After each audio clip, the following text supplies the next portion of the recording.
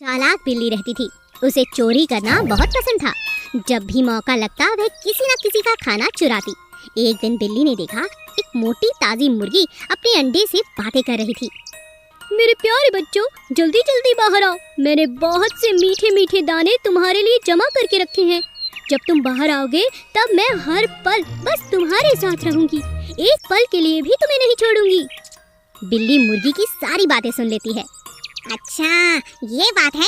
ये मुर्गी तो बड़ी कमाल की है। खुद भी मोटी है और अपने बच्चों के लिए भी जमा कर रही है। अगर मैं इसका जमा किया भोजन खा लूं तो इसे कोई फर्क नहीं पड़ेगा। बिल्ली ने मुर्गी पर पूरा दिन नजर रखी और मौका मिलते ही सारे दाने खाने के लिए वहां पहुंची। मुर्गी बहुत समझदार थी।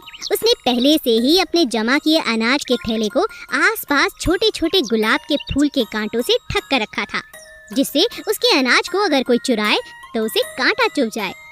और ऐसा ही हुआ। बिल्ली के वहां पहुंचते ही उसे बहुत से कांटे चुभ गए और वह जोर जोर से रोने लगी। अरे बचाओ बचाओ बचाओ, कोई मेरी मदद करो, मेरे पैरों में कांटे, इतने सारे कांटे। हे भगवान, कोई है कोई है। तभी कुछ देर बाद मुर्गी आई और जोर जोर से हंसने लगी। अच्छा, तो तुम मेरे बच्चों के दाने चुराने वाली थी। अच्छा हुआ तुम्हें तुम्हारे किए की सजा मिल गई। आज के बाद कभी खाना मत चुराना, समझी? हाँ हाँ, नहीं चुराऊंगी। पर अब तुम ताने मारना छोड़ो और ये कांटे बाहर निकालो। मैं चल नहीं पा रही हूँ।